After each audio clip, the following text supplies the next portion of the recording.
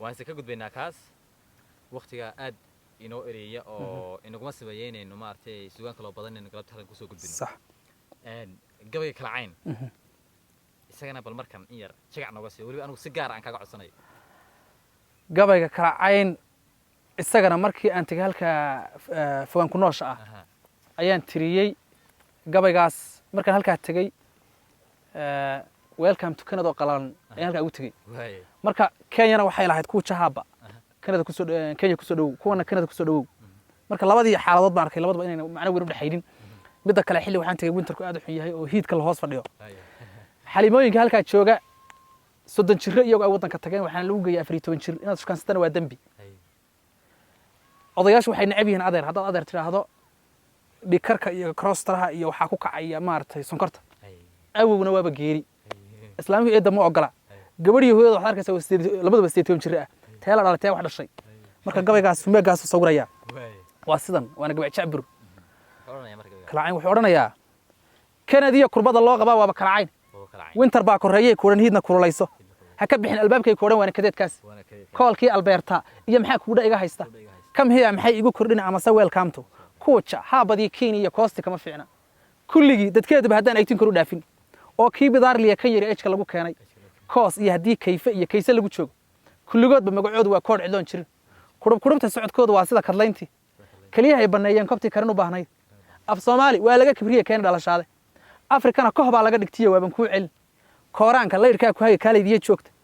ikamkiya wixii kiridaba career baad gal akoonkaaga way kula socdaan kaydsanka ahaa kamerooyin wada keebahon cidina kaabayn kadiskiya karaaraha sawira kana la yaabi galaasaban mid haystiya maxaa boolis kala haysta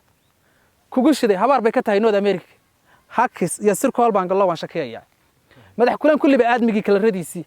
ku cadiya midkii kore madowlaysu wada Kenya katiinado kuwa soo xidhood karin la moodaay kurubta socodkooda waa sida kadlayntii layoffkooda iyo fire bay kaamkii nagu kadeedeen dhog walaynayay kugu xidhi kadimadoodii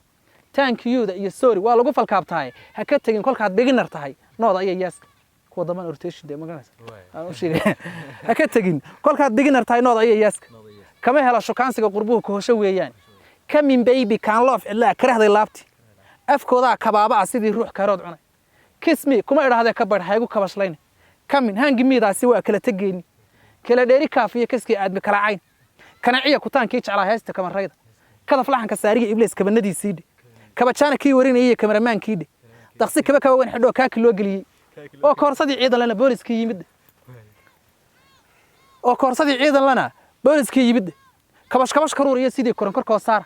kun la yaaba ka wada farxada kala markii fiican hackis iyo sirkool baan galay oo waan shakeeyaa hackis iyo sirkool baan galay oo waan shakeeyaa qoliyihii hore qurbaha waxaa yaala kun la yaab iyo kow farxada waxay naga qariyeen kun kala yaabka waxay noo sheegeen kowda farxada waxoogaa jeebka in ruux ku jirto la yimaado oo la yiraahdo waa fogaan joog inta bas bay hore noogu sheegeen laakiin kun kala yaab ka qarsoon meel sheegay awaan